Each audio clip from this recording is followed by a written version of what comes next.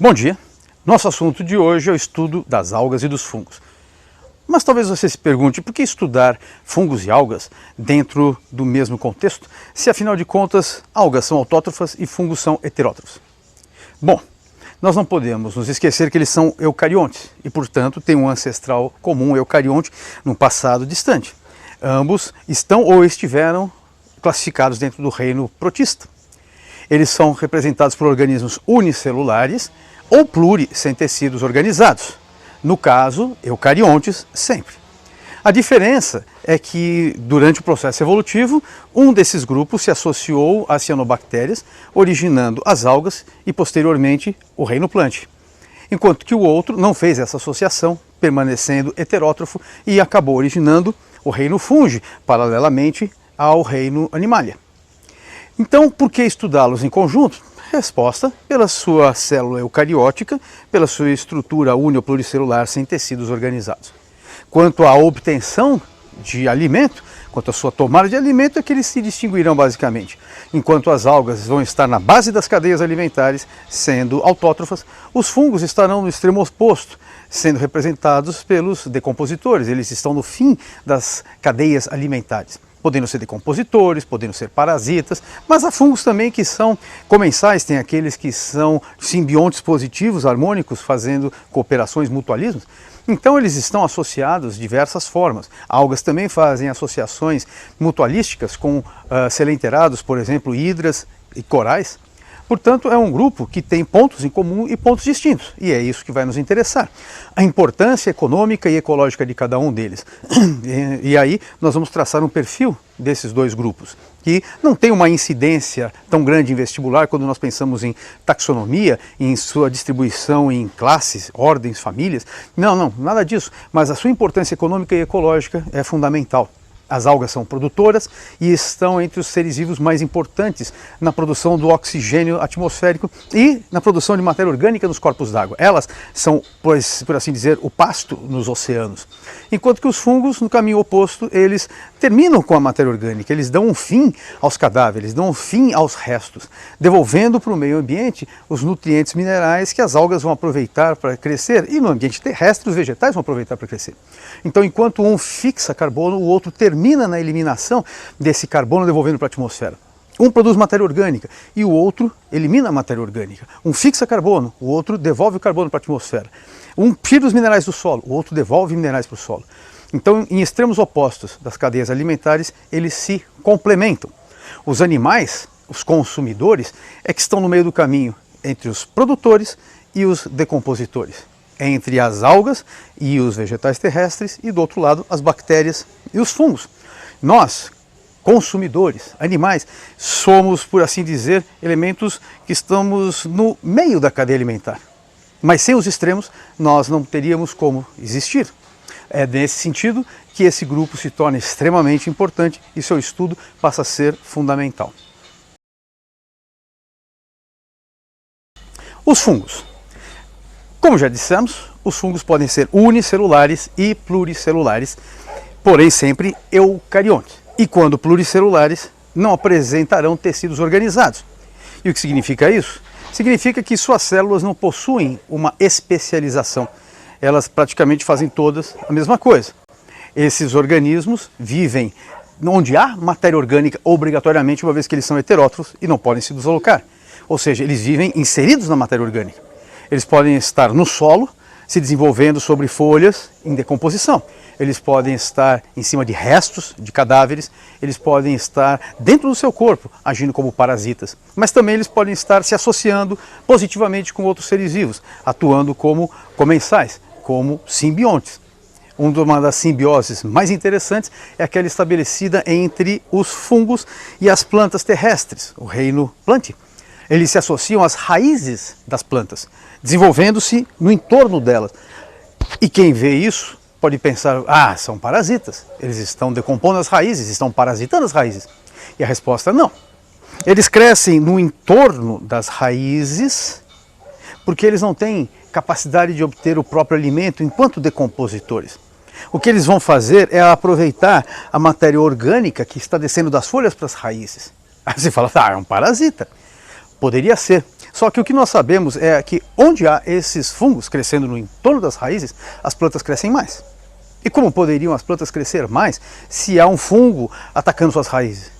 E aí é que está o detalhe, ele não ataca as raízes. O tecido que forma o corpo de um fungo, ele não é maciço, ele é friável. Esse tecido forma um novelo. E esse novelo, crescendo em volta das raízes, acaba retendo água, o que favorece às plantas a obtenção de água e sais minerais. Portanto, ao crescerem no entorno das raízes, eles aumentam a superfície das raízes na captura de água e sais minerais, para a formação da sua seiva bruta, sem a qual não haverá fotossíntese. Portanto, são fungos que se associam às raízes. Essa associação se chama micorriza, uma vez que mykis é fungo em grego, rhiza, raiz. Então são fungos que se associam às raízes e favorecem as plantas. Se os dois ganham, é uma simbiose positiva, seria uma cooperação. Em alguns casos, a dependência de ambos é tão intrínseca que passa a ser um mutualismo. Outro mutualismo muito interessante é aquele que se estabelece entre fungos e algas unicelulares. Como já disse, fungos são heterótrofos, precisam de matéria orgânica para se desenvolver. Só que esses fungos também perderam a capacidade de obter matéria orgânica do meio. Enquanto eles crescem no solo, emitindo seu micélio ramificante, que forma esse novelo que eu já citei, algas terrestres, sim, algas terrestres, vão se desenvolver. Mas como assim algas terrestres? Algas são aquáticas. Esse é um lado interessante. As algas, elas crescem no ambiente úmido, se tiver umidade no solo também, contanto que tenha luz. Só que essas algas, elas acabam sendo envolvidas pelo micélio do fungo e acabam se associando com ele.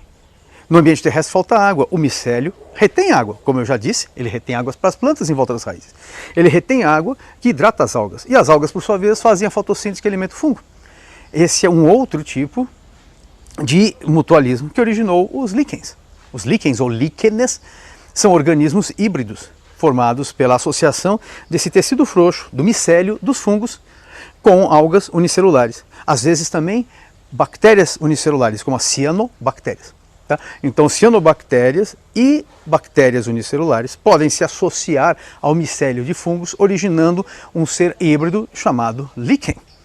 Logo, os fungos, eles não são apenas parasitas, como você pode imaginar, que causam doenças, ou decompositores no final de uma cadeia alimentar, eliminando restos. Eles também podem ser simbiontes mutualísticos, e esses dois mutualismos são fantásticos. O líquen nem é tão importante assim, tá? Pela sua ocorrência, né? Apesar de ser um bioindicador de poluição, porque eles são sensíveis à poluição atmosférica, e se na atmosfera houver gases de enxofre, eles não resistem, não se desenvolvem bem, então acabam indicando que aquele local não é muito saudável. Mas as micorrizas, na associação raiz, fungos são importantíssimas. Hoje nós sabemos que quase todas as plantas, todos os vegetais terrestres, fazem associações com os fungos. E é graças a isso que esses vegetais podem crescer mais, podem produzir mais folhas, mais frutos, graças ao volume acrescentado de nutrientes, minerais que esses fungos propiciam, já que eles aumentam a superfície de absorção em volta das raízes. Portanto, quando nós pensamos nos fungos, temos que ter essa visão mais ampla.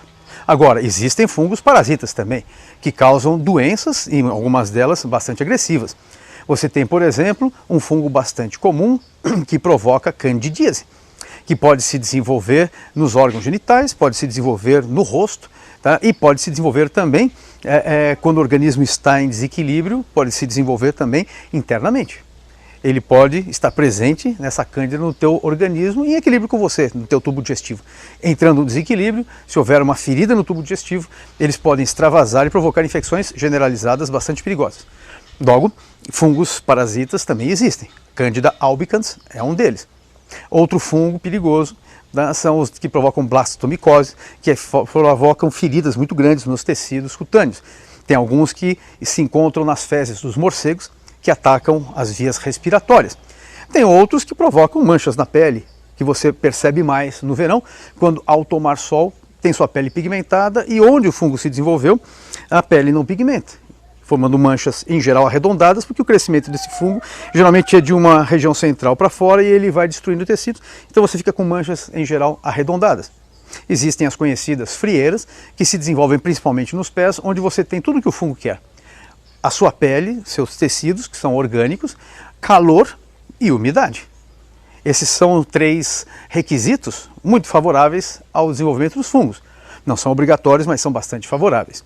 Fungos também podem crescer em geladeira, como você já viu provavelmente, alimentos estragados por fungos, mas em ambiente quente eles se desenvolvem muito mais. Outras parasitoses provocadas por fungos, né, são, por exemplo, a caspa. A caspa, que é aquela descamação do couro cabeludo, é provocado por fungos. Portanto, a diversidade de parasitoses dos fungos é bastante grande. Tá? Alguns são sexualmente transmissíveis, outros você pega pelo contato com o ar, né? Afinal de contas, eles estão presentes no ar na forma de esporos e, portanto, se cair na sua pele, vão causar lesões. Sempre que houver um ambiente úmido, ele será favorável aos fungos. Por isso que na sua casa, os fungos aparecem, em geral, em ambientes úmidos. Por exemplo, nos cantos das paredes, onde pode estar acumulando umidade. Por exemplo, no banheiro, onde o vapor da água, né, torna as paredes úmidas e o fungo cresce. Mas cresce comendo o que se eles são heterótrofos? Crescem comendo a tinta. Eles são de matéria orgânica, a tinta é orgânica. Se a sua parede for revestida de cal, por exemplo, inorgânico, ele talvez não se desenvolva. Agora, se a tinta for orgânica, sim. Por isso que hoje em dia algumas tintas, elas são tintas antimicóticas que não permitem o crescimento dos fungos. Né? Eles podem estar crescendo no pão que você deixou em cima da mesa por muito tempo e guardou depois na geladeira. O ar úmido que estava dentro daquele saco plástico, agora que você fechou na geladeira, condensa e o pão fica levemente umidificado. Agora sim ele se desenvolve e começa a destruir o pão. O pão ficará mofado e você não vai mais poder comê-lo. Tá? Então os fungos, eles estão onde houver matéria orgânica. De repente você chegou em casa depois de um dia de chuvoso, tirou os calçados e colocou debaixo da cama. Naquele ambiente escuro, úmido e orgânico, o fungo começou a crescer. Aí você vai pegar seu sapato no dia seguinte, dali a 2 semanas ele está todo mofado. Portanto, o fungo exige necessariamente matéria orgânica para se desenvolver. Eles dependem disso. E como crescem os fungos? Eles se desenvolvem a partir de esporos, que são células unicelulares. Tá? Eles são estruturas unicelulares haploides. O esporo é leve, ele está na atmosfera. Na hora que ele cai na matéria orgânica, ele começa a se desenvolver. E ao se desenvolver, ele vai formando um micélio, que é um tecido fino formado por células que vão crescendo, sofrendo divisões celulares, formando filamentos, que ramificam. Então o micélio ramifica formando uma estrutura a mais, outra a mais, ele vai ramificando, crescendo no solo, como se fosse uma raiz se expandindo. E vai lançando suas enzimas, fazendo uma digestão extracorpórea. Em seguida, o organismo absorve essa matéria orgânica em decomposição e o corpo volta a crescer. Vai sofrendo divisões celulares, vai crescendo. Isso daí é o fungo na sua forma, por assim dizer, subterrânea, submersa, onde ele está crescendo dentro da tua pele. Em determinados momentos, aquele tecido que está crescendo dentro da matéria orgânica aflora. E no momento que ele aflora, ele produz novamente os esporos que caem, fechando o ciclo. Esse corpo que se projeta para fora da matéria orgânica para liberar os esporos, nós chamamos de corpo de frutificação. O corpo de frutificação é o momento do fungo em que você o está vendo, porque ele aflorou da matéria orgânica. Ele é o elemento que vai produzir os esporos, promover a reprodução assexuada. Então ele vai sofrer divisões celulares formando os esporos. Os esporos vão cair, gerando um novo micélio. O micélio aflora, originando para fora da matéria orgânica o corpo de frutificação. O corpo de frutificação produzirá esporos que cairão, formarão o micélio submerso, que vai emergir, formando o corpo de frutificação que liberará os esporos, fechando o ciclo.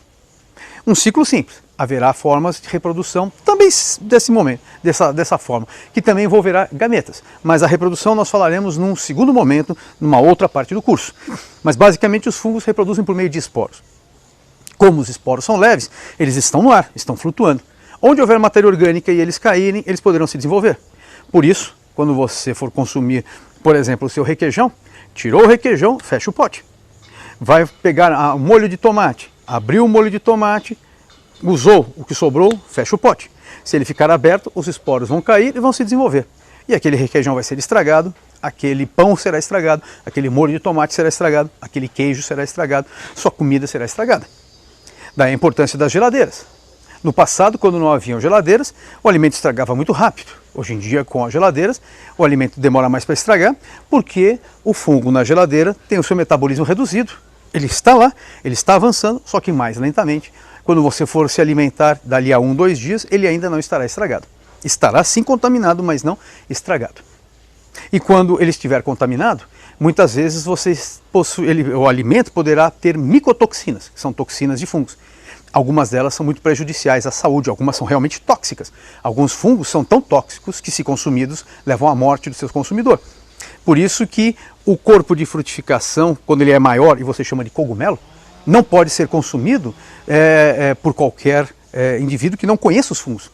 Os fungos, muitos deles são consumíveis e muito bons para a saúde, enquanto outros são venenosos. O consumo deles pode levar à morte em pouco tempo. Alguns são alucinógenos, como o fungo que contamina algumas sementes, como o centeio.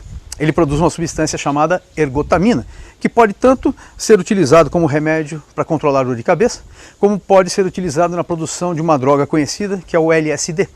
É uma substância que provoca alucinações, tá? Confusões mentais. Sinestesia faz com que você confunda os seus sentidos. Uma pessoa que consome LSD, ela ouve a cor, ou então enxerga o som. Essas confusões são provocadas por algumas neurotoxinas produzidas por fungos, micotoxinas. Algumas dessas micotoxinas são extremamente perigosas, são realmente letais. Algumas das substâncias produzidas pelos fungos são letais, mas não para nós, são letais para as bactérias. Eles produzem os tais antibióticos. A penicilina é um antibiótico produzido por um fungo chamado Penicillium. Ela foi descoberta por acaso por Fleming. Ele descobriu, por acaso, o fungo que eliminava as bactérias do seu entorno numa relação ecológica chamada antibiose ou amensalismo, onde o organismo envenena o ambiente no seu entorno e cresce sem competição. Quando Fleming viu isso, ele tentou entender o que estava acontecendo e muitos anos depois ele conseguiu isolar essa substância chamada penicilina por conta do fungo que a produz se chamar Penicillium. Portanto, o Fleming encontrou por acaso o evento, mas ele foi atrás. Então, a localização, o isolamento da penicilina não foi ao acaso, foi observação, foi fruto de um processo científico, né? Como todo processo científico, observação, levantamento de hipóteses e, em seguida, tentar procurar uma resposta para as perguntas feitas. E ele conseguiu encontrar, isolar e entender a penicilina. E, a partir de então, começaram a ser produzidos vários outros antibióticos de maneira sintética. Portanto, os fungos são extremamente importantes. Quanto à nossa existência, nós brasileiros, nós nos beneficiamos demais dos fungos. Por quê? Porque quanto ao seu mecanismo de obtenção de energia, os fungos podem ser respiradores aeróbios ou fermentadores anaeróbios. Os fungos anaeróbios, que na realidade são anaeróbios facultativos, porque todo fungo é eucarionte, todo fungo tem mitocôndria, todo fungo respira. Porém, quando ele está dentro da matéria orgânica e não há oxigênio, ele passa por ter energia fermentando. E aí é que nós temos um ponto interessante, porque o processo de fermentação dos fungos é a fermentação alcoólica. E a fermentação alcoólica produz como resíduo álcool e gás carbônico. E esses dois produtos podem ser aproveitados. O álcool pode ser aproveitado na indústria química e esse álcool ser utilizado de várias formas. Por exemplo, para usar como esterilizante de ambientes, esterilizante de mão. Tá? O álcool gel não é o metanol simples, ele foi processado. Tá? Mas a partir do álcool você pode conseguir o álcool gel que você usa hoje em dia para esterilizar as mãos, né? E no caso do coronavírus, né, que está agindo, é um mecanismo de proteção contra o avanço dessa doença. O álcool também pode ser utilizado como combustível nos carros e o Brasil é o país que tem a maior produção para exportação de álcool do planeta. O nosso combustível atual, a gasolina, né, ela tem um acréscimo de álcool muito grande. É o país que tem mais álcool acrescentado à gasolina. No passado nós dizíamos que nossa gasolina era vagabunda. Hoje nós dizemos que a nossa gasolina é a mais ecologicamente interessante. Porque quando você queima a gasolina, ela é um derivado de petróleo, você emite não apenas gás carbônico, monóxido de carbono, você também emite óxidos de nitrogênio, óxidos de enxofre, né, que são nitrogênio e enxofre contaminantes do petróleo e podem levar a chuva ácida, poluição atmosférica. Quando você acrescenta álcool, a queima do álcool produz apenas gás carbônico e água. Então, os resíduos gerados, gás carbônico e água, não são agressivos como os resíduos de enxofre e de nitrogênio que vêm do petróleo, tá? Da queima de derivados de petróleo. Portanto, o nosso álcool ele é ecologicamente mais interessante, né? Nossa gasolina é mais ecologicamente interessante que a dos outros países, porque tem mais álcool introduzido. Tá? Então nós temos os fungos produzindo álcool, né, que é álcool combustível, e nós somos os maiores exportadores de álcool de etanol do planeta. Nós também produzimos bebidas alcoólicas e o Brasil ele possui a maior indústria cervejeira do planeta. Tá? Ela é binacional, tá? Brasil e Bélgica. Nós temos a maior cervejaria do planeta, então nós brasileiros nos beneficiamos muito da ação fermentação alcoólica desses fungos. Agora, o principal fungo utilizado para fazer isso é o Saccharomyces cerevisiae, um fungo unicelular que você conhece como fermento. Isso porque, além de respirar, ele fermenta, e é dentro do seu processo fermentativo que é produzido o álcool. Mas esse fungo também pode ser utilizado na indústria de panificação. Você prepara a massa de farinha, coloca o fermento e mistura na farinha. Quando você joga o fermento na farinha e mistura, o fermento é levado lá para dentro. O fungo unicelular, o Saccharomyces, é levado para dentro da farinha. E agora, quando ele fermentar, vai produzir gás carbônico. Na hora que você colocar esse pão no forno, né, o calor vai aumentar a agitação do gás carbônico e ele vai formar, por expansão, bolhas, né, que vão fazer o pão expandir. Vão dar aquela consistência esponjosa para o pão, aerosa do pão. O que existe lá dentro é gás carbônico. Portanto, nós nos beneficiamos duplamente desse processo fermentativo. Tanto o gás carbônico, que permite que os pães e os bolos, né, fiquem fofinhos, né, fazem parte da, portanto, indústria de panificação, como através do álcool obtido do processo metabólico, que você pode utilizar de novo como combustível, você pode utilizar como bebida ou mesmo como esterilizante. E às vezes como diluentes de remédios. Porém, o álcool diluente dos remédios é cada vez menos utilizado e talvez até já tenha sido eliminado por conta da questão do alcoolismo. Um alcoólatra, se consumir um remédio com álcool na sua composição, pode vir a ter retrocessos no processo de cura. Uma criança consumindo aquele remédio poderia, teoricamente, a longo prazo, consumo contínuo, vir a desenvolver alcoolismo. Então evita-se por conta dos alcoólatras e das crianças. Portanto, a importância dos fungos é muito grande. Está bem?